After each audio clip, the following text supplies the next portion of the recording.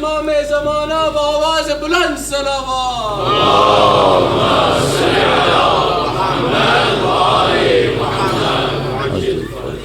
فاتحہ.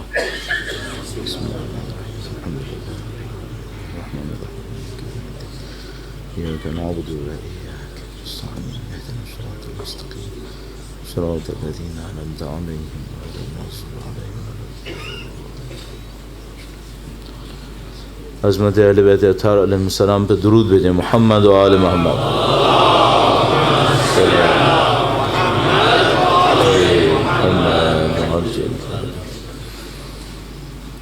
اعوذ باللہ من الشیطان الرجیم. بسم اللہ الرحمن الرحیم. الحمد للہ رب العالمین والصلاة والسلام على سید الانبیاء والمرسلین حبیب الہ العالمین ابی القاسم محمد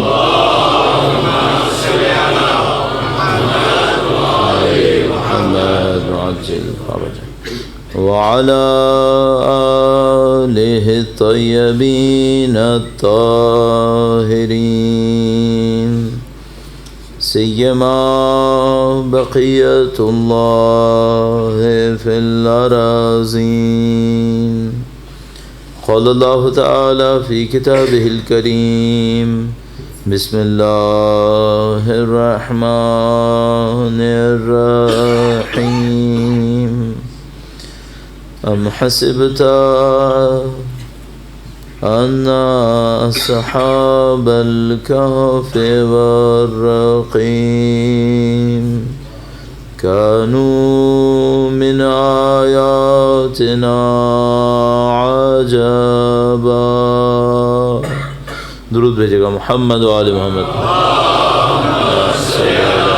محمد و آل محمد وعجل فرجهم. پروردگار عالم کا انتہائی احسان ہے، انتہائی شکر ہے، اس نے ہمیں اہل بیت اطہار علیہ السلام کی محبت سے نوازا ہے، ان کے غم میں غمگین ہونے کی سعادت نصیب کی ہے، اس پر شہزہ پر بیٹھنا نصیب کیا ہے. اس دعا کے ساتھ کہ انشاءاللہ مرتے دموں تک خدا ہمیں اہل بیت کے بہترین چاہنے والوں میں قرار فرمائے، قیامت تک ہماری تمام نسلوں کو پرچم قرآن و اہل بیت بلند کرنے والوں میں قرار فرمائے، وقت کے امام کے ظہور کا دن دیکھنا نصیب فرمائے، ان کی نصرت کی راہ میں شہادت نصیب فرمائے. تمام دعاؤں کی قبولیت کے لیے امام کے حضور ان کے جد امجد کی تسلیت پیش کرنے کے لیے درود بھیجیں. محمد و آل محمد. صلی علی محمد و آل محمد وعجل. دین مبین میں، دین اسلام کے اندر جو بنیادی ترین نظریہ جس کے اوپر پورے مذہب، پورے دین کی بنیاد ہے، وہ توحید ہے. الحمدللہ رب العالمین. مسلمان ہونے کے ناطے، ایک ایسا انسان ہونے کے ناطے جس نے بچپن سے یہ باتیں سنی ہوں، ہم سب جانتے ہیں کہ توحید پر پورے دین کی بنیاد ہے، اور توحید کا جو مینیفیسٹیشن ہے وہ لا الہ الا اللہ. لیکن کبھی کبھی شاید کسی کے ذہن میں یہ سوال آئے کہ ٹھیک ہے، ہم نے لا الہ الا اللہ کہا، ہم نے توحید کو قبول کیا، اس کے بعد توحید کہاں پر، توحید کہاں پہ ظاہر ہوتی ہے؟ تو فوراً ہمارے پاس کچھ جوابات موجود ہوتے ہیں. ہم یہ کہتے ہیں کہ یہ جو ہم نے کہا لا الہ الا اللہ، اس کا ایک سادہ سا مطلب ہے، اور اس کے بعد اس کی کچھ تفصیلات ہیں، اس کی کچھ ڈیٹیلز ہیں. جو سادہ سا مطلب ہے وہ یہ کہ خدا ایک ہے، اللہ کے سوا کوئی معبود نہیں ہے. الہ کا لفظ عربی کا اردو میں ہم ترجمہ کرتے ہیں تو عبادت کے قابل کہتے ہیں. لا الہ الا اللہ عبادت کے قابل اللہ کے سوا کوئی نہیں ہے۔ لیکن یہ بھی ایک ترجمہ ہے اور اس کی بھی کچھ ڈیٹیلز ہیں۔ دوسری طرف سے ہمارا دعویٰ یہ ہے کہ دین کی ہر چیز میں توحید شامل ہے۔ اب مجھے آج کے دن شروع میں جو کام کرنا ہے وہ یہ کہ تھوڑا سا اس بات کا جائزہ لیں کہ یہ توحید کس طرح ہماری زندگی میں شامل ہے، یہ توحید کیسے ہماری زندگی میں ظاہر ہوتی ہے۔ اس کی وجہ یہ ہے کہ ہمیں یہ خطرہ لگ رہا ہے کہ ہم سب ایک خدا کے ماننے والے ہیں، لیکن جب بات عمل میں آتی ہے تو پھر ہمیں نہیں معلوم کہ ہم کس کس کے ماننے والے ہیں۔ تو اس کو ہم دیکھنے کی کوشش کریں گے چند منٹس میں، اور اس کے بعد اپنے موضوع سے ایک اس کا لنک بنائیں گے، اور جو ہمارا موضوع ہے وہ یہ ہے کہ ہم نے کربلا سے کیا سیکھا اور اس کو زندگی میں کیسے عمل میں لانا ہے۔ درود بھیجے گا محمد و آل محمد،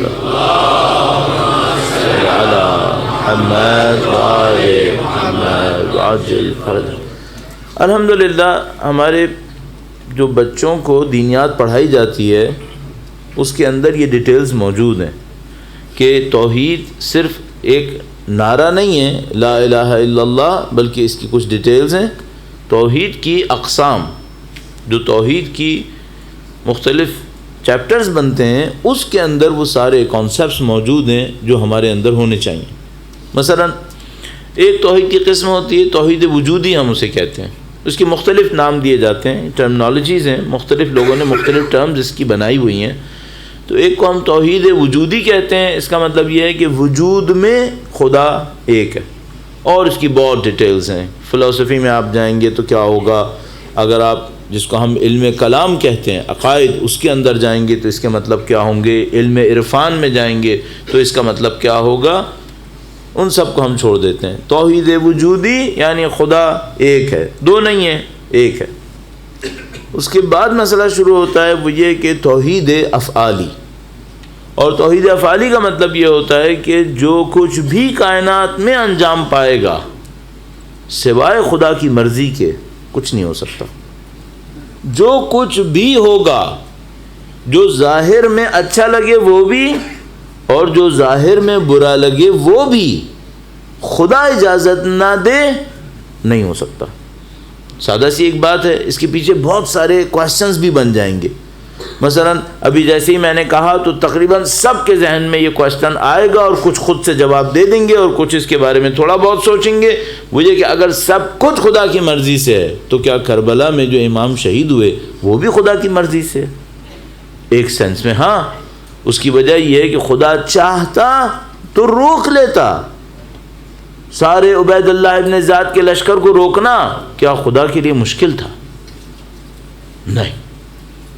اصلا سید الشہداء اگر چاہتے تو کیا پانی روک سکتا تھا کوئی؟ اگر سید الشہداء چاہتے تو دشمن کے لشکر کو غرق کرنے میں، تباہ کرنے میں کوئی دیر لگنی تھی۔ جب مباہلہ میں یہی امام حسین اور ان کا خاندان آیا تھا تو نجران نے کہہ دیا تھا کہ یہ اشارہ کریں گے تو پہاڑ بھی ہل جائیں گے۔ وہی امام حسین ہیں، وہی امام حسین کربلا میں کھڑے ہیں جن کے لیے غیر مسلمانوں نے قبول کیا تھا کہ اشارہ بھی کریں گے تو پہاڑ ہل جائے گا۔ تو کیا اگر اشارہ بھی کرتے تو عبید اللہ ابن زیاد کے لشکر نے بچنا تھا؟ یہ سب ہے کیوں کیا، اس کی مصلحتیں جو کچھ بھی۔ اب میں اس کی ڈیٹیلز میں اگر چلا گیا تو پھر سارا دن اسی کے اوپر چلا جائے گا، آج کا گھنٹہ۔ یہ توحید افعالی ہے، جو کچھ انجام پائے گا وہ خدا کی مرضی سے ہوگا، خدا کے سامنے ہوگا۔ اور کیا قسمیں، مثال کے طور پر توحید تشریعی۔ توحید تشریعی کیا ہے؟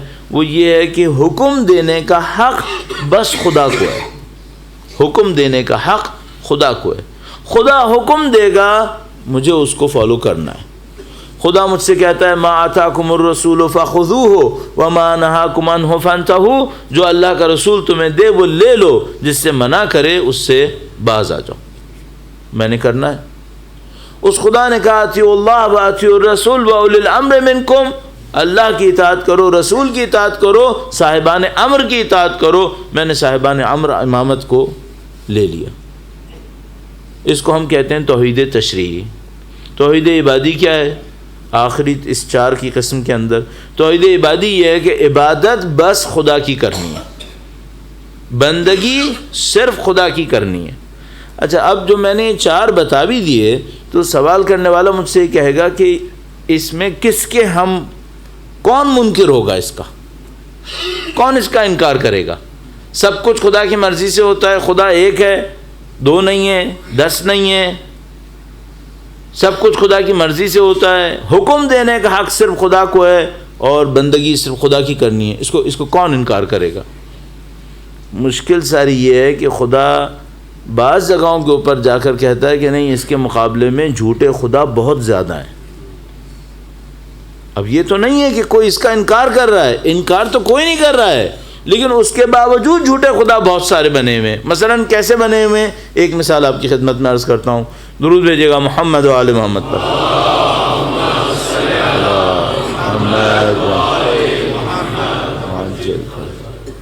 بہت چھوٹی چھوٹی مثالیں ہیں جو ہماری زندگی کے اندر آتی رہتی ہیں.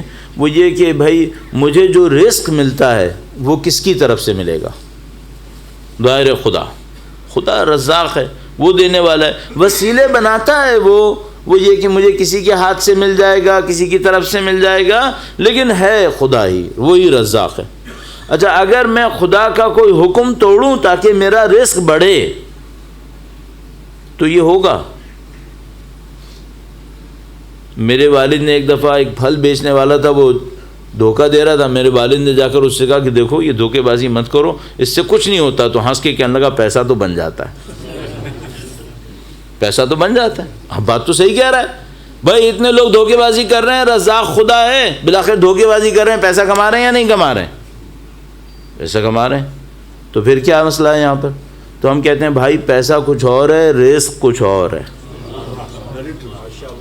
یہ پیسہ کماتے ہیں، یہ رزق نہیں ہے، یہ پیسہ ہے. اس کی اللہ کے نزدیک کیا ویلیو ہے؟ اللہ کے رسول فرماتے ہیں اگر پیسے کی ویلیو اللہ کے نزدیک، میں نے پیسہ کہا، اللہ کے رسول نے دنیا کہا تھا. پیسہ دنیا کی ایک چیز ہے. دنیا میں اور کیا کیا ہوتا ہے پیسے کے بعد؟ طاقت بھی ہوتی ہے، شہرت بھی ہوتی ہے. جو دنیا والے ایک دوسرے کو رسپیکٹ دیتے ہیں، یہ بھی دنیا ہے بالآخر. اللہ کے رسول نے فرمایا اگر دنیا کی حیثیت اللہ کے نزدیک مچھر کے پر کے برابر بھی ہوتی تو کافروں کو نہ دیتا. دنیا کی حیثیت اللہ کے نزدیک مچھر کے پر کے برابر بھی ہوتی، کافروں کو نہ دیتا. یہ پیسہ ہے، یہ رزق نہیں ہے. رزق کسے کہتے ہیں؟ خدا کہتا ہے جو میری راہ میں مر جائے وہ رزق پا رہا ہے، یہ رزق ہے. صرف مردوں کو دیتا ہے یا زندوں کو بھی دیتا ہے؟ کہتا ہے نہیں، میں زندوں کو بھی دیتا ہوں، جو مر جاتا ہے اس کو بھی دیتا ہوں. وہ ہے رزق، وہ خدا رزاق ہے. اور باقی سب کیا ہے؟ باقی سب دنیا ہے. جس نے دنیا کے پیچھے بھاگنا ہے، خدا کہتا ہے جاؤ بھاگتے رہو. منع کرتا ہے، لیکن اگر کوئی کہے نہیں مجھے بھاگنا ہے، ٹھیک ہے بھاگو، بھاگ کے دیکھو. جتنے لوگ پہلے بھاگے ہیں ان کی طرح تم بھی بھاگ کے دیکھ لو. کر کیا لوگے؟ جاؤ گے کہاں؟ انا للہ و انا الیہ راجعون. خدا کہتا ہے جہاں جانا ہے چلے جاؤ. ایک بات یاد رکھنا، آؤ گے میرے ہی پاس، کہیں بھی چلے جاؤ، آنا تم نے میرے پاس ہے. یہ سوچ لینا کہ میرے پاس کیا لے کر آؤ گے. جہاں جانا ہے جاؤ. اچھا، میں اپنی بات میں کہیں اور چلا گیا. 4 قسمیں ہو گئیں توحید کی. خدا کہتا ہے رزاق میں ہوں، میرے حکم کی خلاف ورزی مت کرو، رزق میں دوں گا. خدا نے کہا سب کچھ میرے ہاتھ میں ہے، میرے سامنے نافرمانی مت کرو. کر رہا ہوں یا نہیں کر رہا ہوں؟ دنیا میں نافرمانی ہو رہی ہے یا نہیں ہو رہی ہے؟ یہ جو نافرمانی کرنے والے ہیں ان میں سے بہت سارے لوگ لا الہ الا اللہ کہتے ہیں یا نہیں کہتے؟ تو پھر یہ توحید مانتے ہیں یا نہیں مانتے؟ توحید مانتے ہیں ایک لیول پر، اس کے بعد ان کے اپنے خدا ہیں. ان کے اپنے خدا ہیں. اب دیکھیے بہت سادہ سی ایک بات عرض کروں. یہ جو میں نے شروع میں ہی آپ کی خدمت میں عرض کیا تھا کیا ایک پوائنٹ کہ کچھ چیزیں کوالٹیٹیو ہوتی ہیں, کچھ چیزیں کوانٹیٹیو ہوتی ہیں. جو کوانٹیٹیو ہوتی ہیں 2 4 5 6 8 یہ علیحدہ ہوتی ہیں, اور کچھ چیزیں جو کوالٹی میں ہوتی ہیں ان کو آپ کنکریٹ ویلیو نمبرز میں نہیں دے سکتے, لیکن بہرحال وہ ہوتی ہیں. مثلا ایک آدمی کا ایمان کتنا ہے تو میں اس کو نیومریکل ویلیو نہیں دے سکتا کہ اس کا ایمان 5 ہے 10 ہے 8 ہے, یہ میں نہیں کر سکتا. لیکن ہاں مجھے پتہ ہے ایک ایمان وہ ہے جو مثلا ہم جیسوں کا ہے, ایک ایمان حضرت سلمان فارسی کا ہے, ہمیں ڈفرینس پتہ ہے. اب یہاں پر شرک بھی ایسے ہی ہے. ایک آدمی آتا ہے شرک کرتا ہے, نعوذ باللہ تعالیٰ, کہتا ہے 3 خدا ہیں, تثلیث ٹرینٹی کہتا ہے 3 ہیں, یہ ایک شرک ہے. ایک اور شرک بھی ہے, وہ کیا ہے, کہتا ہے خدا تو رزق دیتا ہے لیکن میں یہ بھی کروں گا. بھائی یہ شرک نہیں ہے, اپنی کیپیسٹی میں یہ بھی شرک ہے, یہ بھی شرک ہے. اچھا ایک آدمی بتوں کے سامنے سر جھکاتا ہے, نعوذ باللہ تعالی, اللہ نے اس کو پسند نہیں کیا کہ کوئی جائے بتوں کے سامنے سر جھکائے اور ان کی عبادت کرنا شروع کر دے. لیکن بتوں کے سامنے جو سر جھکاتا ہے, عبادت جو کرتا ہے, اس کا مطلب کیا ہے؟ عبادت کا لفظ آتا ہے عبودیت سے.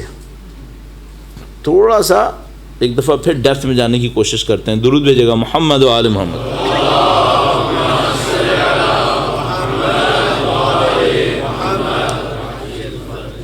عبادت کا لفظ آتا ہے عبودیت سے. عبودیہ, عبودیہ عربی میں کہتے ہیں, اردو میں ہم اس کو کہتے ہیں بندگی. بندہ بن جائے. بندہ بننے کا مطلب کیا ہوتا ہے؟ انسان جس کی بات ہر بات مان لے اس کا بندہ ہے.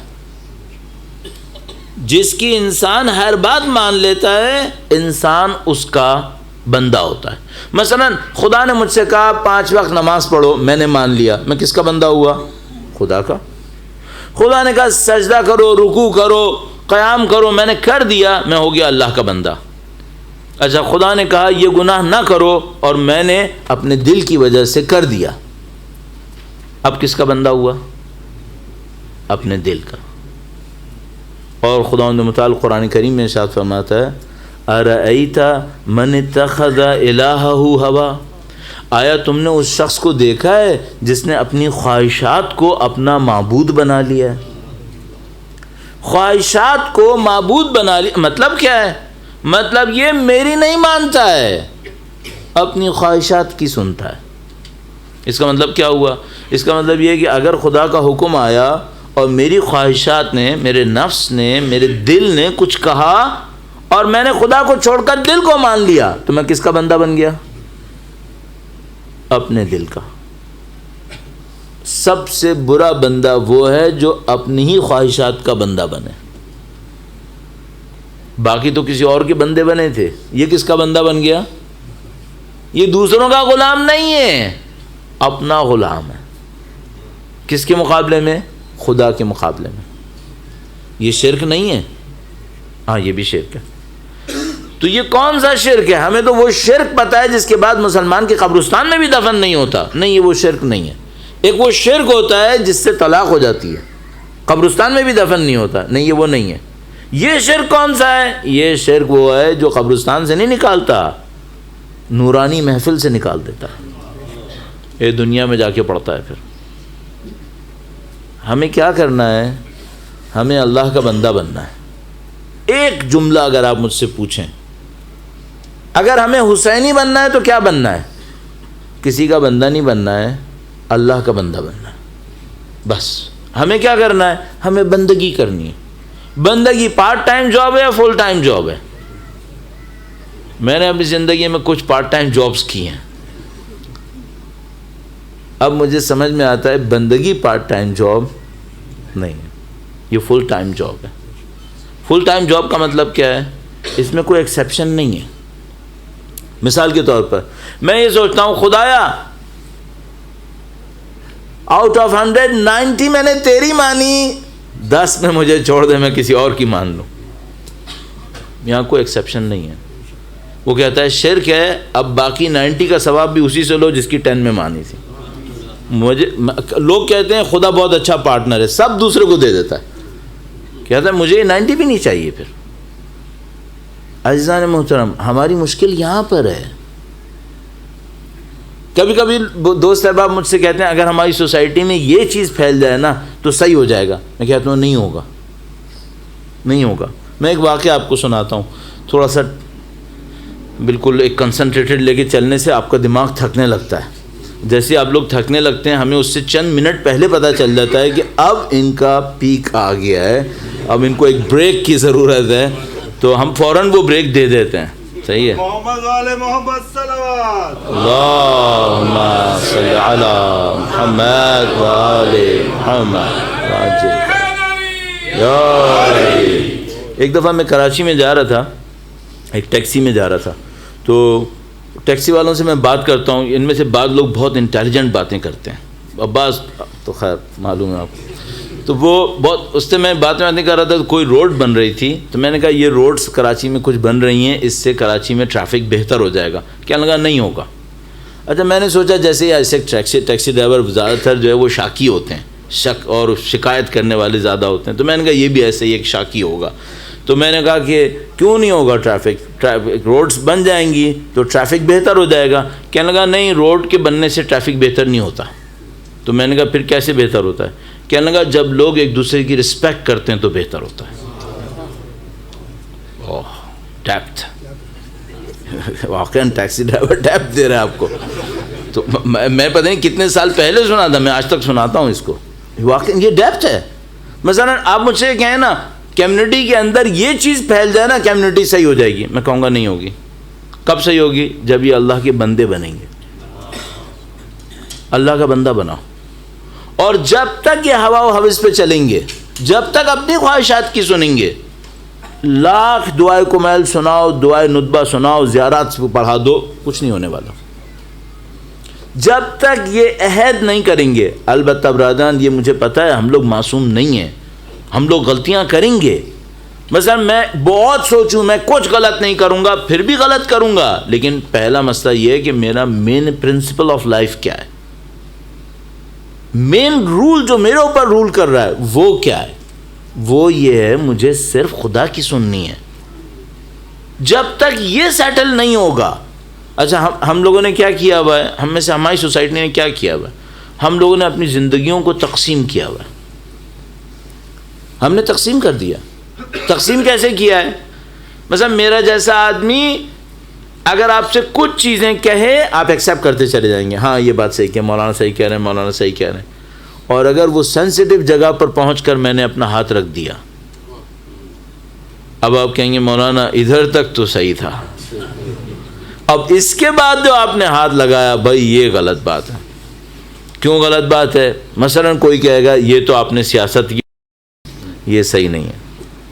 کوئی یہ کہے گا، کوئی کہے گا مولانا یہ ایشو ہمارا انٹرنل ایشو ہے، آپ باہر رہیں، آپ اس میں دخالت مت دیں ہمارے معاملے. کیوں؟ دین کیا ہے؟ دین میں کوئی سیپریشن ہے کیا؟ دین میں کیا دو لائفز ہیں؟ دین میں نعوذ باللہ تعالی اللہ کے نبی اور امامت کو کیا دو حصوں میں رکھا ہوا ہے؟ اتنے حصے میں امامت نبوت چلے گی، اتنے حصے میں میری مرضی چلے گی. نہیں، ایسا نہیں ہوتا. جب تک یہ سیٹل نہیں ہوگا معاملہ کہ ہم نے ہمیشہ خدا کی ماننی ہے، ہم اللہ کے بندے ہیں. عزیزہ میں آپ سے عرض کر رہا ہوں کمیونٹی ڈیولپ نہیں ہو سکے گی، ہم لوگ حسینی نہیں بن پائیں گے اس طرح سے. اب یہ ہے کہ آپ اور میں خود جگہ جانتے ہیں کہاں کہاں پہ ہم لوگ کمپرومائز کر رہے ہوتے ہیں.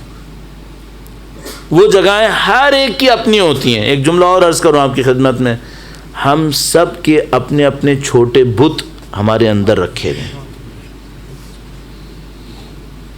ہم میں سے بہت سارے لوگوں نے ان بتوں کو آئیڈینٹیفائی نہیں کیا ہے کہ میرا بت ہے کہاں پر. میں بت سے کیا مطلب لے رہا ہوں؟ میرا بت وہ جگہ ہے جہاں پر میں اپنی چلاتا ہوں، ماں خدا کی نہیں چلاتا. اب کسی کا بت بزنس ہے، کسی کا بت فیم ہے، کسی کا بت کوئی ٹائپ کی پاور ہے، کسی کا بت اس کی کوئی اور لگژری ہے، ہر ایک کی کوئی اٹیچمنٹ ہے، ہر ایک کا بت اس کا اپنا ہے. اگر ہمیں حسینی بننا ہے تو کیا کرنا ہوگا؟ پہلے حضرت ابراہیم کی طرح سارے بتوں کو توڑنا پڑے گا، ورنہ یہ بت کیا کرتے ہیں، یہ جو اندر رکھے ہوئے بت ہیں، مولانا امیر المومنین نے نہج البلاغہ میں ان کو شیطان کے بچے سے تعبیر کیا ہے۔ فرمایا کچھ لوگ ایسے ہوتے ہیں جن کے سینوں میں شیطان انڈے اور بچے دے دیتا ہے، نہج البلاغہ میں کہا۔ یہ جو بت ہیں یہ کیا کرتے ہیں؟ آپ سے ایک بات پوچھتا ہوں، کمپیوٹرز میں وائرس آ جاتے ہیں، پھر کمپیوٹر وہ کرتا ہے جو اسے کرنا چاہیے۔ جب ہمارے یہاں بت ہوں گے اندر، نعوذ باللہ، ہم رائٹ ڈیسیشن لیں گے؟ ہمارے فیصلے صحیح نہیں ہوں گے۔ جب تک وہ بت اندر بیٹھے ہیں یہ صحیح فیصلے نہیں کرنے دیتے، اور کس ٹائم پر یہ فیصلہ غلط کرواتے ہیں؟ کرٹیکل جگہ پر۔ عمر سعد کا بت ہے، رے کی حکومت عمر سعد کا بت ہے۔ عبید اللہ ابن زیاد، شیطان کے نظام میں ایک عجیب طاقت ہے، میں عبید اللہ ابن زیاد کا نام سوچتے ہی شیطان میرے دماغ میں آ گیا۔ شیطان میں ایک عجیب طاقت ہے، میں آپ سے عرض کروں گا وہ کیا ہے۔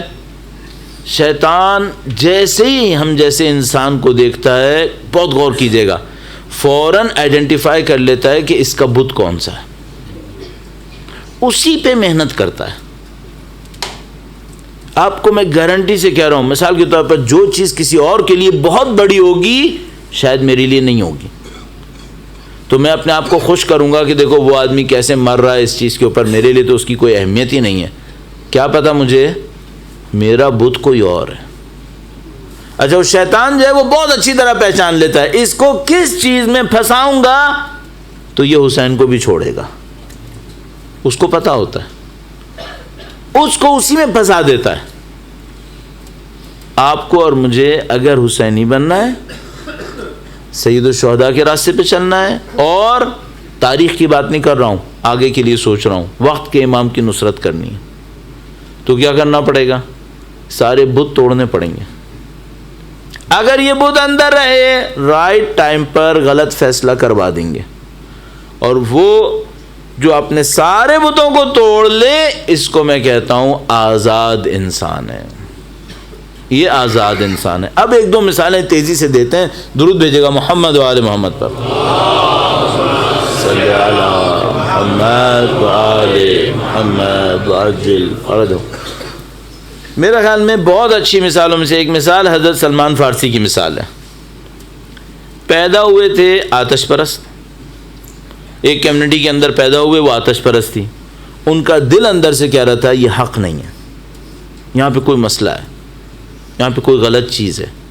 انہوں نے موو کیا، وہ کرسچن ہو گئے، کرسچینٹی کے اندر کچھ عرصے باقی رہے، ایران کے ایک علاقے میں تھے اصفہان کے نزدیک، اس کے اوپر کچھ عرصے باقی رہے، ان کے ذہن میں آیا یہ بات بھی صحیح نہیں ہے، یہاں پہ کوئی مسئلہ ہے۔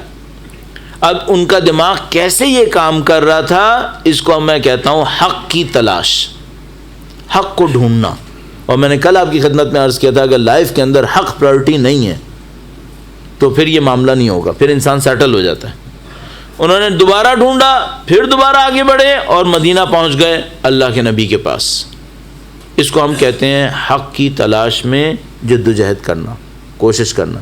اچھا، ان لوگوں کے آزاد ہونے کی کیا نشانی ہے؟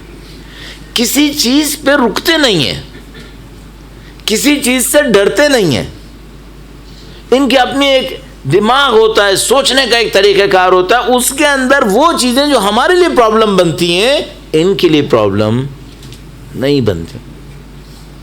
ہمارے لیے بعض اوقات یہ پرابلم بن جاتی ہے، اگر میں نے یہ کہہ دیا تو 4 لوگ میرے خلاف باتیں کریں گے، ان کے دماغ میں یہ ایشو ہے ہی نہیں۔ بولو پوری دنیا خلاف باتیں کرے کیا ہوگا؟ مثلا میں سوچوں گا اگر میں نے یہ کہہ دیا تو مثلا میرا کیریئر ختم ہو جائے گا۔ اچھا، ان کے نزدیک کیا ہے؟ کیریئر کی پرواہ نہیں۔ میں سوچوں گا اگر میں نے کہہ دیا تو مثلا فلاں جگہ کا میرا ویزا نہیں لگے گا، میری نیشنلٹی کینسل ہو جائے گی، اس سے ہمیں سروکار کیا ہے؟ اس سے ہمیں کوئی کام ہی نہیں ہے۔ اگر میں نے کہہ دیا تو میں مارا جاؤں گا، اس سے بھی کوئی مشکل نہیں ہے۔ یہ آزاد انسان ہے، کسی چیز میں لاک نہیں ہے، جو سمجھ میں آتا ہے صحیح ہے وہ کر لیتا ہے۔ بعد میں جو مصیبت آتی ہے وہ اس کے لیے آسان ہے. سید الشہداء نے یہی کیا. اور ہم کب سید الشہداء کے راستے پہ چل پائیں گے؟ جب ہم اس طرح سے ہوئے. اچھا اب مجھے آپ سے یہ بتانا ہے, یہ کہنا ہے کہ یہ ہوگا کیسے؟ یہ تو ساری باتیں ہو گئیں کہ بھئی اچھا یہ ہوتا ہے, یہ ہوگا کیسے؟ اور اگر کوئی مجھ سے یہ کہے مثلا جس کے اندر یہ طاقت ہو چلنے کی, وہ کہے چلو مجھے ایک 1 2 3 کچھ اسٹیپس بتاؤ, میں اس کے اوپر کرنے کی کوشش کرتا ہوں, شاید میں وہاں تک پہنچ جاؤں, تو میں اس کو 1 2 3 بھی کچھ بولنے کی کوشش کرتا ہوں. درود بھیجے گا محمد و آل محمد صلی علی محمد و آل محمد وعجل فرجہ. بہت سادہ سی بات ہے.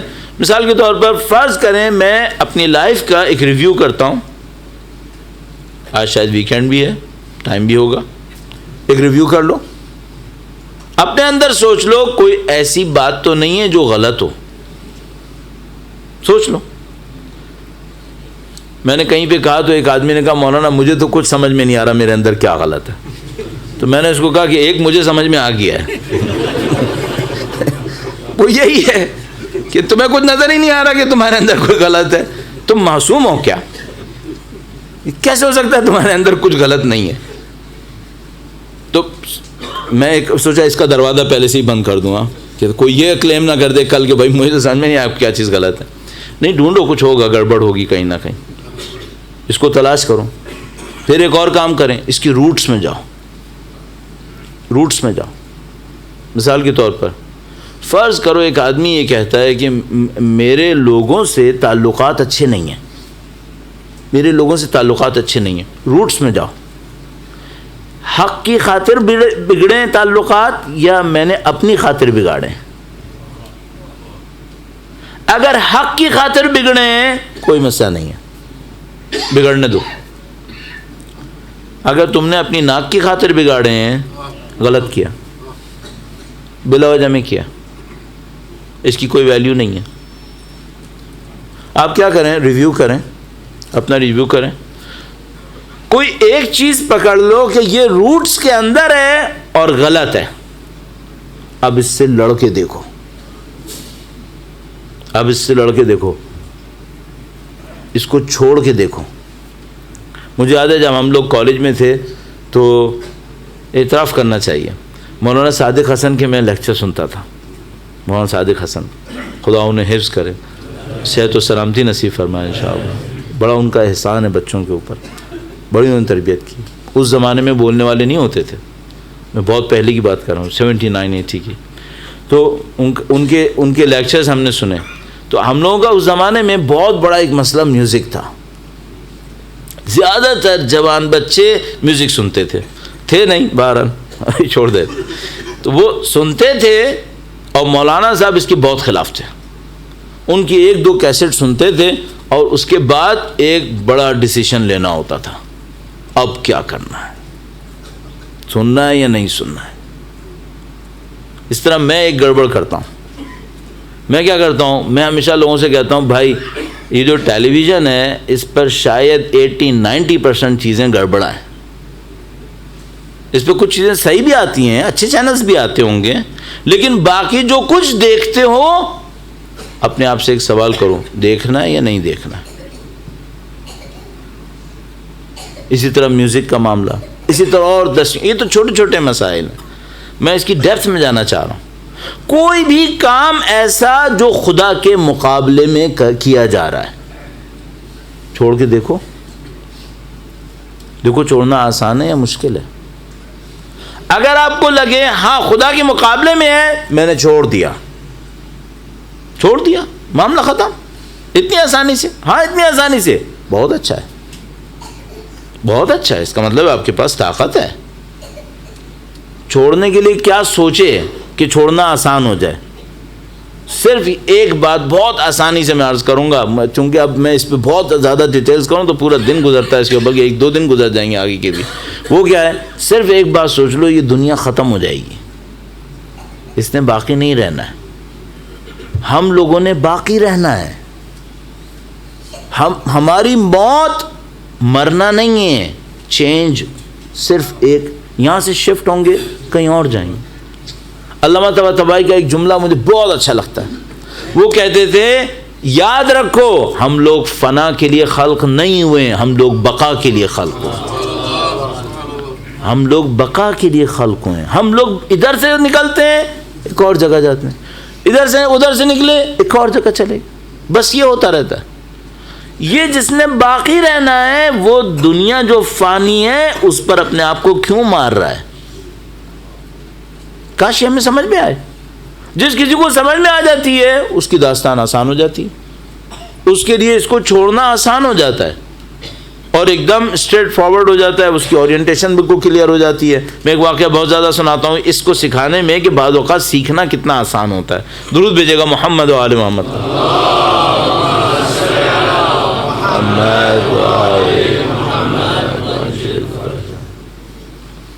ایک بہت سادہ سا واقعہ ہے، اس میں لکھا ہے کہ ایک آدمی تھا عرب بدو ٹائپ کا جو ولیجز میں رہتے ہیں، دیہاتوں میں رہتے ہیں، دور دراز.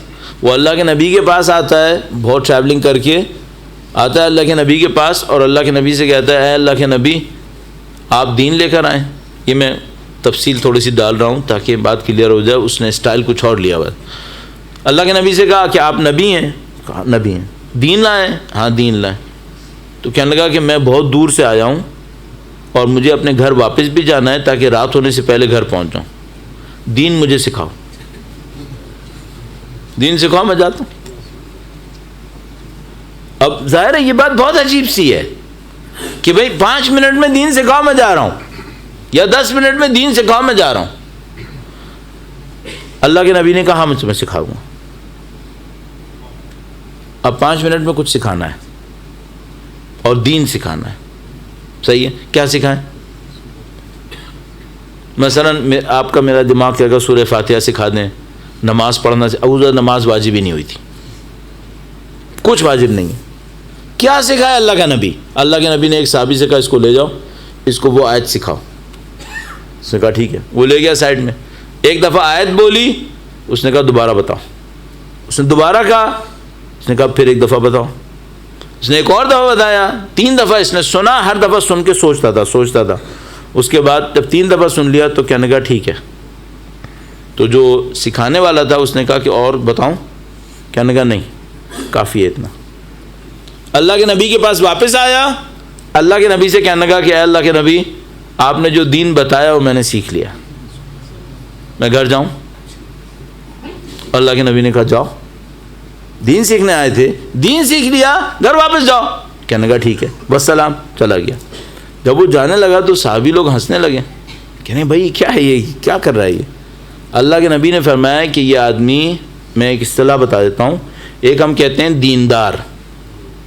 دیندار، تو اس کو عربی میں کہتے ہیں متدین، فارسی اور عربی متدین، جس نے دین لیا ہے. اور ایک ہم کہتے ہیں فقیہ. فقیہ کون ہوتا ہے؟ دین کے علم کا ایکسپرٹ، علم دین کا ایکسپرٹ اگر کوئی ہو اس کو ہم کہتے ہیں فقیہ. اللہ کے رسول نے فرمایا یہ شخص جاہل آیا تھا فقیہ بن کے گیا ہے،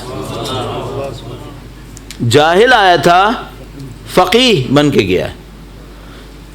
پہلی دفعہ جب میں نے واقعہ پڑھا تو میں نے کہا کہ وہ آیت اگر پتہ چل جائے تو میں بھی فقیہ بن جاؤں گا. پھر مجھے بعد میں پتہ چلا کہ وہ آیت سب کو پتہ ہے لیکن ہم فقیہ نہیں بنے. ہمیں اس آیت سے بہت زیادہ بھی پتہ ہے لیکن ہم فقیہ نہیں بنے. وہ آیت کون سی تھی؟ بہت سادہ سی آیت، وَمَن يَعْمَلْ مِثْقَالَ ذَرَّةٍ خَيْرًا يَرَهُ وَمَن يَعْمَلْ مِثْقَالَ ذَرَّةٍ شَرًّا يَرَهُ. ایک آیت مان لو فقیہ ہو جاؤ گے، مان لو ایک آیت مان لے آزاد ہو جائے گا، سارے بت ٹوٹ جائیں گے. اس کو بلیو کر لے کہ جو میں کر رہا ہوں یہ مجھے دیکھنا پڑے گا.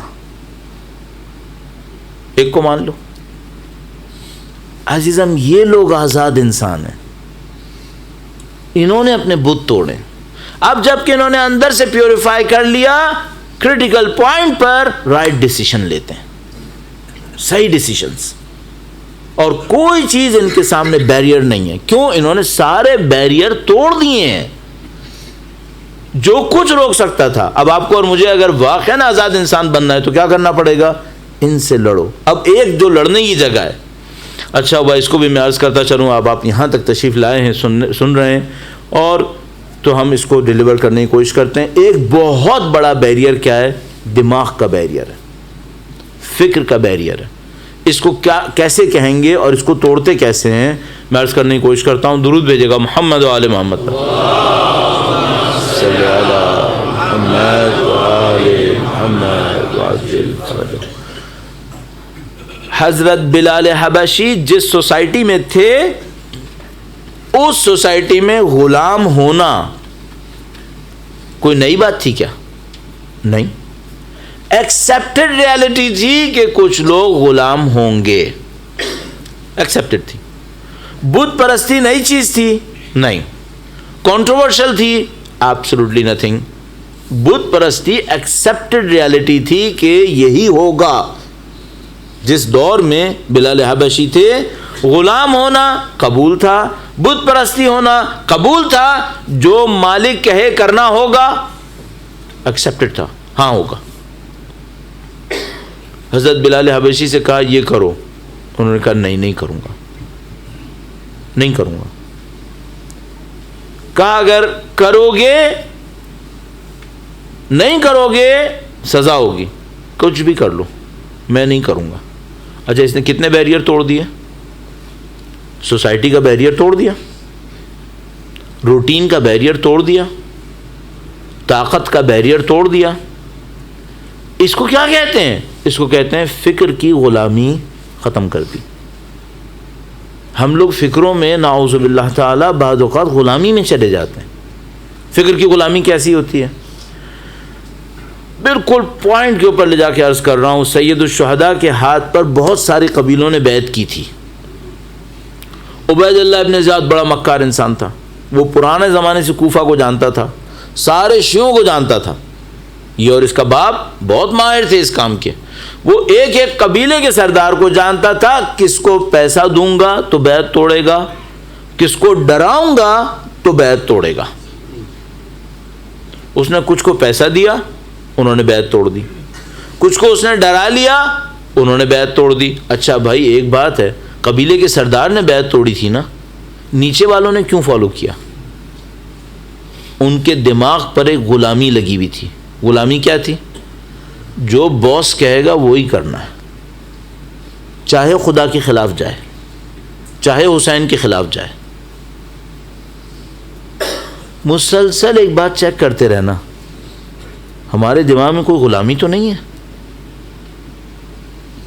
ایسا تو نہیں کہ چونکہ سوسائٹی میں یہ چل رہا ہے میں بھی یہی کروں گا؟ کیوں بھائی؟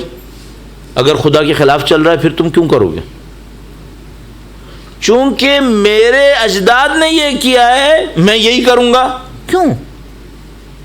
اگر وہ لوگ بھی یہی کرتے تو کوئی مسلمان ہونا ہی نہیں تھا پھر کسی نے۔ آپ اپنی فکر کے اندر یہ ڈھونڈتے رہیے گا کہ ایسا نہ کوئی لاک لگا ہوا ہمارے دماغ کے اوپر پھر ہمیں سمجھ میں ہی نہیں آئے گا کیا ہوا۔ اس غلامی کو توڑنا بہت ضروری ہے۔ آپ اپنے دماغ کو آزاد کریں۔ آزاد کریں تو کیا کریں؟ صرف ایک پوائنٹ سوچو، حق کیا ہے، باطل کیا ہے۔ اب یہاں پہ ممکن ہے کوئی سوال کرے کہ بھائی مولانا اگر سب لوگوں نے ایسے ہی سوچنا شروع کر دیا، کچھ لوگ صحیح سوچ پائیں گے، کچھ لوگ غلط سوچ کے بیٹھ جائیں گے۔ ابھی تو ہم سب کو لے کے چل رہے ہیں کہ چلو بھائی جیسا بھی ہے سب چلو سب نمازیں پڑھ لو، سب نمازیں پڑھ لیتے ہیں، سب روزہ رکھ لو، سب روزے رکھ لیتے ہیں۔ اگر سب نے اپنے دماغ سے سوچنا شروع کر دیا پھر کیا ہوگا؟ تو میں کہوں گا کہ بھائی ہم لوگ یہ نہیں کہہ رہے کہ ہر انسان لاؤبالی ہو جائے۔ لاؤبالی کا مطلب کیا ہے؟ کیئر لیس۔ ہم کیا کہہ رہے ہیں؟ سوچ سمجھ کے کام کریں۔ مثلا آپ نماز پڑھ رہے ہیں، ذرا اپنے آپ سے پوچھنا ہے نماز پڑھتا کیوں ہوں؟ جو میں نے 40 سال نمازیں پڑھی ہیں اس سے میرے اندر چینج کیا آیا ہے؟ کس لیے پڑھ رہا تھا میں؟ 40 سال دکان چلاؤ تمہیں پتہ نہ چلے پروفٹ ہوا یا نہیں ہوا، یہ کیسی بیکار دکان کھولی ہے بھائی۔ 40 سال نماز پڑھی ہے، ابھی تک یہی نہیں پتا چلا قربت اللہ نصیب ہوا ہے یا نہیں ہوا ہے۔ یہ کیا کیا؟ میں اس کو کہہ رہا ہوں دماغ کو کھولنے کے لیے۔ اچھا جیسے ہی کوئی اس لاک کو توڑ لیتا ہے، فکر کی غلامی کو کھول دیتا ہے، آزاد انسان بن جاتا ہے، وہ کچھ چیزوں کو کہتا ہے نہیں یہ غلط ہے میں چھوڑ رہا ہوں۔ یہ چیزیں صحیح ہیں، میں نہیں کرتا تھا اب کروں گا، اس طرح لیتا ہے. جیسے یہ کام کرتا ہے پھر ایک اور چیز آتی ہے، اس کے کیریکٹر میں چینج آتا ہے، کیریکٹر میں چینج آتا ہے. میں ایک واقعہ سناتا ہوں اہل بیت کے کیریکٹر سے. درود بھیجے گا محمد و آل محمد پر. صلی علی محمد و آل محمد وعجل فرجہ. کوئی آدمی امام کو بہت تنگ کرتا تھا، مولا چوتھے امام کو بہت زیادہ تنگ کرتا تھا. مدینے کے اندر پاورفل تھا، بنی امیہ کی طرف سے تھا، بہت تنگ کرتا تھا. مدینے میں ایک ٹائم پر ریوولٹ آیا، لوگوں نے انقلاب ٹائپ کا کیا، ان لوگوں کو سب کو بھگا دیا، بنی امیہ والوں کو. اور جو بنی امیہ کا رولر تھا اس کو ایک جگہ کے اوپر باندھ دیا. مثال لے لو، درخت سے باندھ دیا. درخت سے باندھ کر پھر لوگوں نے کیا کیا، وہ پہلے رولر تھا، بہت پاورفل تھا، اس کو باندھا. پھر ہر آدمی آتا تھا بدلہ لیتا تھا، کوئی اسے تھپڑ مارتا تھا، کوئی اسے جوتا مارتا تھا، کوئی اس کے منہ پہ تھونکتا تھا، جس نے جو کرنا تھا کر لیا. ایک چھوٹی سی بات کہتا چلوں بیچ میں، دنیا وفادار نہیں ہے، اس بات کو ذہن میں رکھنا. مولا نے کہا تھا، مولا نے الدہر یومان، زندگی 2 دن ہے، ایک تمہارے ساتھ ہے، ایک تمہارے خلاف ہے. اگر ابھی ساتھ ہے نا تو سمجھ جاؤ خلاف آنے والا ہے، اور اگر ابھی خلاف چل رہی ہے تو سمجھ جاؤ صحیح والا بھی آنے والا ہے. لیکن ایک بات کنفرم ہے، دنیا بے وفا ہے. Bracket close. وہ آدمی پھنس گیا تھا، اس کو سب جوتے مار رہے تھے، یہ کر رہے تھے، وہ کر رہے تھے. امام سامنے سے آئے، امام سامنے سے آئے تو لوگوں کو پتا تھا یہ امام کا بہت خلاف تھا. اب لوگوں نے کہا رک جاؤ، امام کو اپنا غصہ اتار لینے دو، نعوذ باللہ تھا، کل امام بھی اپنا بدلہ لے لے. امام نزدیک تشریف لائے. اب لوگ یہ سوچ رہے تھے امام چاقو ماریں گے اسے، امام شمشیر نکالیں گے، امام پتھر ماریں. امام نزدیک آئے اور لوگوں سے کہا جب طاقتور تھا تو اس کے خلاف کیوں نہیں اٹھے تھے؟ جب یہ طاقتور تھا تو سب سر جھکا کے اس کے سامنے چل رہے تھے. آج یہ کمزور پڑ گیا تو اس سے بدلہ لے رہے ہو. صحیح ہے، یہ کیریکٹر کی ڈگنیٹی نہیں ہے. اچھا لگا یا نہیں لگا؟ ہم میں ہے.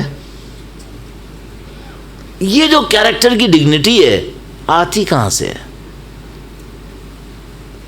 ایک آدمی نے امام سے آ کر کہا کہ آپ نے میرے پیسے نہیں ہیں. باہر کا آدمی تھا، مسافر تھا، مسجد کے اندر آیا، امام کے سوا کوئی نہیں تھا. اس نے کہیں پیسے رکھے چلا گیا، واپس آیا، وہاں سے نکالنے لگا، وہاں پہ نہیں تھے. امام تھے وہاں پر مسجد میں. امام سے آ کر کہنے لگا آپ نے پیسے نہیں ہیں. امام نے فرمایا نہیں. کہنے لگا نہیں، میرے اور کوئی چانس نہیں، آپ ہی نہیں لیے کیونکہ یہاں پہ اور کوئی تھا ہی نہیں. امام نے کہا میں نے نہیں لیے. کہنے لگا میں قاضی کے پاس لے کے جاؤں گا. امام نے کہا چلو. قاضی کے پاس چلے گئے. قاضی نے جیسے ہی دیکھا امام کو لے کر آیا، اس نے کہا بے حیا تم کس کو لے کر آئے ہو؟ تو اس نے کہا نہیں میں قاضی کی عدالت میں لاؤں. امام نے بھی اس کو اشارہ کیا کہ نہیں تم اپنی عدالت کا کام کرو. اس نے امام سے پوچھا کہ مولا میں تو اب سے شرمندہ ہوں، چونکہ وہ ماننے والا تھا یا نہیں تھا، لیکن بہرحال امام کی ڈگنیٹی تھی. کہنے لگا کہ میں آپ سے شرمندہ ہوں، لیکن میں آپ سے پوچھوں گا کہ آپ نے لیا ہے؟ امام نے فرمایا نہیں. تو اسلام میں رول ہے جو کلیم کرتا ہے اس کے پاس وٹنس ہونی چاہیے. اس نے اس سے کہا تم وٹنس لاؤ. اس نے کہا میرے پاس کوئی وٹنس نہیں ہے. اس کنڈیشن میں جس کے اگینسٹ کلیم ہوتا ہے وہ ایک قسم کھاتا ہے، وہ قسم کھاتا ہے خدا کی کہ یہ جو دعویٰ میرے اگینسٹ کر رہا ہے یہ دعویٰ غلط ہے، یہ دعویٰ صحیح نہیں ہے. تو اس نے امام سے کہا کہ مولا اس کے پاس وٹنس نہیں ہے، آپ نے ایک قسم کھانی ہے، معاملہ ختم.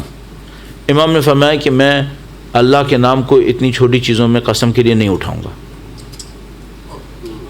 میں نہیں اٹھاؤں گا. کہنے لگا مولا میں مجبور ہوں کہ پھر میں آپ سے کہوں گا کہ آپ کو اس کے پیسے دینے پڑیں گے. امام نے فرمایا مجھے کوئی ایشو نہیں ہے، میں پیسے دینے کو تیار ہوں، میں خدا کا نام قسم کے اندر اتنے پیسے کے لیے میں نہیں اٹھاؤں گا. اس نے کہا ٹھیک ہے آپ کی مرضی، پھر آپ پیسے دے دیں. امام نے پیسے دے دیے. تھوڑی دیر کے بعد وہ بندہ گیا، اس کو پیسے واپس مل گئے. بہت شرمندہ ہوا، امام کے پاس آیا، امام سے کہنے لگا کہ میں شرمندہ ہوں، میں ساری غلطی کی. آپ کو میں وہاں تک لے کر گیا اور آپ اتنے ڈگنیفائڈ تھے کہ آپ کے اندر اتنی ڈگنیٹی تھی، آپ نے قسم نہیں کھائی، اور یہ پیسہ آپ نے مجھے دیا، یہ آپ کا پیسہ ہے. امام نے کیا کہا؟ امام نے فرمایا ہم جس کو دے دیتے ہیں اس سے واپس نہیں لیتے.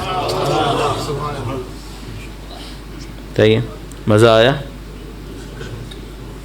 ہمیں؟ ایسے 4 پیسے پہ گردن کاٹ دیں گے، بھائی کی گردن اڑا دیں گے. کم ہے ایسے کیسز. عزت اتارنے میں تو کوئی مسئلہ ہی نہیں ہے. یہ کیریکٹر کی ڈگنیٹی کیسے آتی ہے؟ یہ کیریکٹر کی ڈگنیٹی آتی ہے جب خدا اور آخرت سامنے ہوتی ہے. یہ ایسے نہیں آتی ہے. ابھی میں بول رہا ہوں 40 سال تک اوپر کی عبادتیں کرتے رہو، کوئی ڈگنیٹی نہیں آئے گی. 40 سال تک کرتے رہو، کوئی کیریکٹر کی ڈگنیٹی نہیں آئے گی. کیریکٹر کی ڈگنیٹی کیسے آتی ہے؟ جب ٹرو عبادت ہوتی ہے، بندگی. اللہ کا بندہ بنو. اچھا کوئی کہے مجھے سیکھنا ہے، مجھے کیسے سیکھنا ہے؟ ایک کام بتا دیتا ہوں. جب بھی کوئی کویشچن ایسا آئے اپنے آپ سے پوچھو اگر امام حسین ہوتے تو کیا کرتے؟ اہل بیت ہوتے تو کیا کرتے؟ کاپی کرنے کے لیے، نقل اتارنے کے لیے کچھ کر لو، اپنے اوپر فورس کر کے کچھ کر لو. کیوں؟ ایک آدھ دفعہ کاپی کرو گے بعد شاید اندر سے نیچر چینج ہو جائے، ان کی جیسی نیچر بن جائے. لیکن اگر کچھ نہیں کرو گے اور کہو گے میں نمازیں پڑھتا رہتا ہوں، میں سارے، اس سے کچھ نہیں ہوگا. اس سے کچھ نہیں ہوتا. اب آپ مجھے صرف یہ جو 2 باتیں ہو گئیں، دیکھو آزاد انسان کے اندر 2 باتیں ہو گئی. نمبر 1 اس کی دماغ آزاد ہے، کوئی بیریئر نہیں، اس نے سارے بیریئر توڑے ہوئے. نمبر 2 کیریکٹر میں ڈگنیٹی ہے. کیریکٹر میں ڈگنیٹی ہے. جیسے یہ 2 باتیں آتی ہیں پھر ایک اور تیسرا مسئلہ آتا ہے. وہ کیا؟ سیکریفائس. قربانی دینی پڑتی ہے. یہ جو کیریکٹر کی ڈگنیٹی ہوتی ہے نا، یہ آپ سے سیکریفائس ڈیمانڈ کر رہی ہوتی ہے. یہ مفتے میں نہیں ملتی. وہ جو بہت مشہور حدیث ہے، الدنیا بالاتفاق والآخرۃ بالاکتساب. دنیا اتفاق سے مل جاتی ہے، آخرت اتفاق سے، کوئنسیڈنس سے نہیں ملتی. آپ جس زمانے میں انگلینڈ آئے، ایک بزنس کسی نے دیکھا ہی نہیں تھا، آپ نے دیکھ لیا اور بزنس شروع کیا، کمائی ہو گئی اتفاقاً. آپ کے پاس کچھ ایسے لنکس تھے جو دوسروں کے پاس نہیں تھے، آپ نے ان لنکس کو استعمال کیا، آپ کی کمائی ہو گئی. چلو اتفاق. میرا باپ ملینر تھا، میں اس کے یہاں پیدا ہو گیا، ٹھیک ہے، یہ بھی ایک اتفاق. کسی جگہ پہ اچانک کوئی مصیبت آئی، میری پروڈکشن آگے چلی گئی، چلو جی ٹھیک ہے، اتفاق. اتفاق سے میں متقی بن گیا. نہیں، یہ نہیں ہوتا. دنیا اتفاق سے ہوتی ہے. اتفاق سے ایک آدمی نے امام حسین کا ساتھ دے دیا. نہیں، یہ نہیں ہوتا. یہ نہیں ہوتا. اتفاق سے کچھ نہیں ہوتا. یہاں پہ، یہاں سب کا سب آپ کو محنت کرنی پڑتی ہے. اپنے کیریکٹر کے اندر ڈگنیٹی لانی ہوتی ہے. اپنی لائف کو ایک رول کے اوپر لے کے چلنا پڑتا ہے. پھر کیا ہوتا ہے آخر میں کچھ، اور بعض اوقات بہت زیادہ قربانی دینی پڑتی ہے، ورنہ ڈگنیٹی نہیں ملتی، ورنہ سب روٹین کا معاملہ ہے پھر. اور یہ جو قربانی ہے، یہ بعض اوقات تھوڑا سا پیسہ ہوتا ہے، بعض اوقات کوئی فیم ہوتی ہے، بعض اوقات کوئی اسٹیٹس ہوتا ہے، اور بعض اوقات جان ہوتی ہے. یہ دینی پڑتی ہے. ابھی مرضی آپ کی ہے. میں مشورے میں کہوں گا جو سارے دین نے ہمیں سکھایا ہے، دنیا کی خاطر آخرت کا سودا مت کرو. دنیا کی خاطر آخرت کا سودا مت کرو. 40-50 سال کی دنیا کی خاطر اپنی ابدی زندگی کا سودا مت کرو. اپنے کیریکٹر میں ڈگنیٹی لاؤ. میں آپ سے کہہ رہا ہوں تاکہ اپنے آپ کو کہوں کہ بولنے والے کو بے حیا نہیں ہونا چاہیے، اس کو کہنا چاہیے اور اس کو خود بھی کرنا چاہیے. کیریکٹر میں ڈگنیٹی ہونی چاہیے. چھوٹی چھوٹی چیزوں پہ اپنے آپ کو ذلیل مت کرو. معذرت کے ساتھ مجھے فوراً مسائل کی طرف جانا چاہیے اس وقت، لیکن میں ایک واقعہ اور عرض کر دوں، بہت ضروری ہے. میں نے ایک کبھی کبھی کہانیوں سے سیکھتا ہوں. ایک کہانی میں نے دیکھی ٹی وی پہ بھی آئی تھی. پھر اس میں تھا کہ ایک بچہ تھا, اس کے پاس ایک کھلونا تھا, دوسروں کے پاس نہیں تھا. تو وہ دوسرے بچے اس سے کہتے تھے ہمیں ایک کھلونا دے دو, وہ نہیں دیتا تھا. پھر اپنی ڈیمانڈز دیتا تھا, کہتا کھلونا لینا ہے, ہاں لینا ہے, یہ کرو. وہ کرتے تھے. مثلا کسی سے کہتا تھا یہ چیز لے کر آؤ, کسی کو بولتا تھا چلو ایسا کرو یہاں سے وہاں تک دوڑ کے دکھاؤ, وہ دوڑ لیتے تھے. ابھی اس کی کھلونے کی ڈیمانڈ بہت بڑھ گئی. وہ جو کہتا تھا لوگ کرتے تھے. پھر ایک بچہ آیا, اس نے کہا میرے لیے فلاں چیز لے کر آؤ. کھلونا چاہیے؟ کہاں چاہیے. میرے لیے فلاں چیز لے کر آؤ. اس نے کہا میرے پاس کچھ نہیں ہے. کہنے کہا اچھا. تو وہ سب کو بھگا کے خود تھک چکا تھا کہ میں بھگاتا ہوں سو لوگ بھاگ جاتے ہیں. کہنے کہا اچھا ایسا کرو کتے کی آواز نکالو, زمین پہ ہاتھ رکھو کتے کی طرح, کتے کی آواز نکالو. اس بچے نے کتے کی آواز نکالی کھلونے کے لیے, کتے کی آواز نکالی. پھر رات کو جب یہ گھر گیا تو اس کو اپنے اوپر بہت غصہ آیا کہ میں نے اپنی اتنی انسلٹ کیوں برداشت کی, میں اتنا ذلیل کیوں ہوا ایک کھلونے کی خاطر. اگلے دن اس کے سامنے گیا, کہنے لگا کہ مجھے کھلونا چاہیے, اور سب لوگ اس کے سامنے کھڑے ہوئے تھے جھکنے کے لیے تیار. اس نے کھلونا لیا, کھلونا توڑ دیا.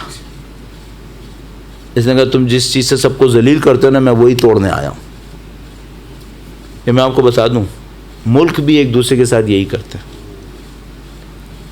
ایک ملک دوسرے ملک سے کہتا ہے میرے لیے کتے کی آواز نکال کے دکھاؤ, اور وہ کتے کی آواز نکالتا ہے. انسان بھی انسان کے ساتھ یہی کرتے ہیں, کہتا ہے میرے لیے کتا بن کے دکھاؤ, میرے لیے جانور بن کے دکھاؤ, وہ بن جاتا ہے. آزاد انسان کیا کرتا ہے, کہتا ہے جس چیز سے تو جانور بنا رہا ہے نا میں وہی توڑ دوں گا, نہ خود جانور نہیں بنوں گا, کسی کو بننے بھی نہیں دوں گا. یہ جو یہ کرے گا تو بعد میں پٹائی ہوگی یا نہیں ہوگی؟ ہاں, بعد میں مار پڑے گی. ان کر لے گا. آزاد بنو, آزاد انسان بنو. سید الشہداء نے شہادت سے پہلے جملہ میں یہی کہا تھا, آزاد انسان بنو. اور الحمدللہ کربلا آزاد انسان بنا دیتی ہے. کربلا آزاد انسان بناتی ہے, انسانوں کو ہلا دیتی ہے. کربلا کا میدان, یہ جو سید الشہداء کی مظلومیت ہے وہ شاید ہم سب کو جگانے کے لیے. عام کوئی جنگ ہوتی, ایک بادشاہ دوسرا بادشاہ, ایک سپہ سالار دوسرا فوجی, شاید ہم نے جاگتے. سید الشہداء نے کہا کہ میں ایسی جنگ کروں گا قیامت تک تم لوگوں کے سامنے اس کی کوئی مثال نہیں آئے گی, قیامت تک مجھے یاد کرو گے. اور سید الشہداء کی جو مظلومیت تھی کہ لوگوں کو جگا رہی تھی. بعض لوگ آزاد ہوئے ہیں, ان کا نام بھی آزاد ہی ہے, آزاد ہیں, نام بھی آزاد ہے, حضرت ہور کی طرح آزاد انسان ہے. آپ کو اور مجھے بہت محنت کرنی پڑے گی, ان کے بیک گراؤنڈ کو چیک کرنا پڑے گا, ان کی آزادی کا مطلب کیا تھا, یہ آزاد کیسے تھے, انہوں نے اپنے آپ کو نکالا کیسے. لیکن ایک بات ہمیں قطعاً سمجھ میں آتی ہے, وہ یہ کہ انسان ساری محنتیں کر لے, امید اس کو اللہ کے نمائندوں سے ہی لگانی پڑتی ہے. اپنی طاقت پہ سارے کام نہیں ہوتے ہیں. میں کتنا ہی بڑا طاقتور انسان ہوں, اگر مجھے وہاں سے مدد نہ ملے میرا کام نہیں چلتا ہے. حضرت ہور کے اندر یہی بات سمجھ میں آتی. جب حضرت ہور مدینے سے چلنے لگے تو ان کو ایک ندا آئی. عاشور کے دن انہوں نے بیان کیا. عاشور کے دن کہتے ہیں کہ جب میں کوفہ سے چلنے لگا, مدینہ میں نے کہا کوفہ سے چلنے لگے, تو امام حسین کا راستہ روکنے کے لیے جا رہے تھے. تو کہنے لگے کہ جب میں کوفہ سے چلنے لگا تو مجھے ایک ندا آئی, اب شروع ہو بالجنہ, اس کو جنت کی بشارت دے دو, اس کو جنت کی بشارت دو. تو حضرت ہور کہنے لگے کہ میں اس وقت نہیں سمجھ پایا کہ میں حسین کا راستہ روکنے جا رہا ہوں, امام حسین سے لڑنے جا رہا ہوں, مجھے جنت کیسے مل سکتی ہے. مجھے کہاں جنت مل رہی ہے؟ لیکن بعد میں سید الشہداء کے سامنے پہنچے اور ہمارے اور آپ کے سب کے سامنے واقعہ موجود ہے. ان کے اندر ڈگنیٹی ہے، ان کے کیریکٹر کے اندر. سید الشہداء کے سامنے پہنچے، ان کے پاس پانی نہیں تھا، پیاسے تھے. جب سید الشہداء کے سامنے پہنچے تو پیاس سے ان کا لشکر مر رہا تھا. سید الشہداء نے جیسے ہی حر کو دیکھا تو حر نے کہا کہ میں آپ کا راستہ روکنے آیا ہوں. امام نے کہا حر یہ باتیں بعد میں کریں گے، تم پیاسے ہو، ہم تمہیں پانی پلانے آئے، ہم تمہیں پانی پلانے آئے. سید الشہداء کے اصحاب نے کہا کہ مولا اگر ابھی ہم نے ان لوگوں کو یہ سارا پانی پلا دیا، یہ لوگ 1000 کا لشکر ہے، تو ہم نے جتنا پانی سٹور کیا ہے وہ سارا پانی یہیں ختم ہو جائے گا. کیریکٹر کی ڈگنیٹی اس کو کہتے ہیں. امام حسین نے کہا کہ اگر یہ لوگ پیاسے ہیں تو ہماری ذمہ داری ان کو پانی پلانا ہے، ہم ان کو پانی پلائیں گے، پیاسوں کو پانی پلائیں گے. ایک عجیب واقعہ لکھا ہے. حضرت حر کے لشکر میں ایک آدمی تھا، بہت پیچھے رہ گیا تھا، تو وہ بیچارہ پیاس سے زمین پہ گر گیا تھا، اس سے چلا نہیں جا رہا تھا. تو وہ کہتا ہے کہ میں بہت پیچھے گر گیا تھا تو میں نے دیکھا کہ کوئی لشکر کو پانی پلا رہا ہے. تو کہنے لگا کہ میری ہمت بندھی کہ میں چلوں، لیکن میں چل نہیں سکتا تھا، تو کوہنیوں سے اپنے آپ کو رگڑ رگڑ کے صحرا کے اندر ڈیزرٹ میں لے کے چل رہا تھا. تو کہنے لگا میں جب نزدیک پہنچا تو میں بالکل مرنے والا تھا، ابھی بھی فاصلہ باقی تھا اور کوئی مجھے نہیں دیکھ رہا تھا، سب اپنے کام میں مشغول تھے. تو کہنے لگا ایک دفعہ دور سے امام حسین نے مجھے دیکھ لیا. کہنے لگا امام حسین نے مجھے دیکھا. کہنے لگا میرے اندر اتنی طاقت نہیں تھی کہ میں چلاتا، میں آواز دیتا، میں آخری لمحے میں تھا، مرنے والا تھا. تو کہنے لگا میں نے امام حسین کو دیکھا تو مجھے امید لگی کہ وہ مجھے کچھ کریں گے. کہنے لگا امام حسین میرے نزدیک آئے، پانی کا ایک مشکیزہ لے کر نزدیک آئے اور کہنے لگے کہ امام نے مجھ سے کہا کہ تم دونوں ہاتھ ایسے جمع کرو، جس کو ہم کہتے ہیں چلو بناؤ، میں پانی ڈالوں گا. تو کہنے لگا کہ میں اتنا کمزور تھا کہ میں ہاتھ جب یوں کرنے لگا تو اتنے میرے ہاتھ کانپے کہ پانی نہیں رک رہا تھا. تو کہنے لگا میں ڈرا کہ امام واپس چلے جائیں گے. تو امام نے کہا تم گھبراؤ نہیں، میں تمہیں پانی بغیر نہیں جاؤں گا، میں تمہیں پانی پلا کے جاؤں گا. اس کے بعد امام نے کہا کہ ٹھیک ہے اتنا کر لو، منہ کھول لو، میں تمہارے منہ میں ڈال دوں گا، منہ کھول لو. کہتا ہے میں چلو نہیں بنا سکتا تھا، میں نے منہ کھولا، امام نے میرے منہ میں پانی ڈالنا شروع کیا تو میں نے تیز تیز پیا، مجھے بندہ لگا. امام نے کہا صبر کرو، دیر جلدی نہیں کرو، میں یہاں رکا ہوا ہوں، میں پانی پلائے بغیر نہیں جاؤں گا، میں پانی پلا دوں گا. میں اپنے دل میں سوچتا ہوں کہ میں اس آدمی سے کہوں گا تو مجھے بس یہ بتا کہ سکینہ کی پیاس تجھے کیوں نظر نہیں آئی.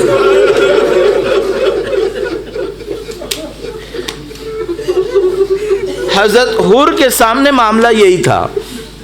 ساری رات پریشان ہوتے رہے کہ میری وجہ سے حسین کے بچے پیاسے ہیں، فاطمہ کی اولاد میری وجہ سے پیاسی ہے. بیوی کا احترام کتنا کرتے تھے. جب امام حسین کا راستہ روکا تو امام حسین نے ایک موقع پر حر کو ایک سخت جملہ کہا سکلت کا اموک، تیری ماں تجھ پر روئے. تو حر نے جیسے یہ سنا امام حسین سے کہا کہ اگر عرب میں کوئی اور یہ جملہ کہتا تو میں اس کو کہتا تیری ماں روئے، لیکن میں آپ کی ماں کا احترام کرتا ہوں. سیدہ روئیں یہ میرے ذہن میں نہیں آ سکتا، میں یہ کام نہیں کروں گا. میں سوچتا تھا امام نے یہ جملہ کیوں کہا، بعد میں پتہ چلا صرف اس کو یاد دلانے کے لیے کہا تھا کہ حر یاد کر حسین کس کا بیٹا ہے، سیدہ کا بیٹا ہے. اب حر کو بار بار یاد آتا ہے میری وجہ سے سیدہ کے بچے پیاسے ہیں. العطش العطش کی آواز آتی ہے. قصہ مختصر، آنکھوں پہ پٹی باندھی، ہاتھوں میں رسی باندھی اور امام کے سامنے پہنچ گئے. امام کے سامنے جا کر کھڑے ہو گئے کہ مولا کریم آپ کا در ہے اور یہ غلام حاضر ہے، ساری غلطی اس غلام کی ہے، جو سزا دیں قبول ہے، ساری غلطی. میں کہوں گا اے حر تو کسی بادشاہ کے سامنے نہیں آیا ہے، تو کریم کے سامنے آیا ہے. امام کریم نے فوراً اپنے سینے سے لگا لیا، قبول کر لی توبہ۔ حر نے کہا مولا اگر توبہ قبول ہے تو لڑنے کی اجازت دیں، ہم لڑیں گے، ہم اپنی جان دیں گے تاکہ ہمارے لیے توبہ کا سبب بن جائے۔ امام نے اجازت دی، اپنے بچے کو گویا حر نے بھیج دیا، حر نے اپنے بچے کو بھیج دیا۔ حر کا بچہ زمین کے اوپر گرا اور گویا حر جانے لگے کہ اپنے بچے کے لاشے کو لے کر آئے۔ امام کھڑے ہوئے، امام نے حر سے گویا کہا اے حر، توبہ کرنا آسان ہے، آنکھوں پہ پٹی باندھنا بھی آسان ہے، رسیاں باندھ لینا بھی آسان ہے، لیکن حر جوان کا لاشا لانا، تیرے بیٹے کا لاشا میں لے کر آؤں گا۔ بس میں امام سے پوچھوں گا میرے مولا اس کے بیٹے کا لاشا آپ لے کر آئیں گے؟ ابھی تھوڑی دیر کی بات ہے، ایک جوان علی اکبر زمین پر ایڑیاں رگڑ رہا ہوگا۔ عزیزو معاملہ بڑا عجیب رہا۔ حر کو امام نے ایک رومال تحفے میں دے دیا، ان کی پیشانی پہ بندھ گیا۔ ابھی 100 سال 200 سال پہلے بھی کسی بادشاہ نے قبر کھودی، وہ رومال حر کی پیشانی پہ بندھا ہوا تھا، اس رومال کو کھولا تو خون کا فوارہ جاری ہو گیا۔ لوگوں نے بتایا کہ دیکھو امام حسین کسی کو تحفے میں کچھ دے دیتے نا تو کوئی چھین نہیں سکتا اس سے، تو میں جب بھی یہاں تک پہنچتا ہوں تو میں کہتا ہوں مولا آپ کے چاہنے والے یہاں بیٹھے ہیں، آپ کے غم میں آنسو بہانے کے لیے آئے۔ ہم حر کی طرح نہیں ہیں، ہم اس کی طرح آزاد نہیں ہیں میرے مولا، لیکن ہم آزادی مانگنے کے لیے آئے۔ خدا تجھے حر کی قربانی کا واسطہ ہمیں ان کسی آزادی نصیب فرما، حسینیت کی نصرت کی سعادت نصیب فرما، وقت کے امام کی نصرت کی راہ میں شہادت نصیب فرما۔ ماتم حسین۔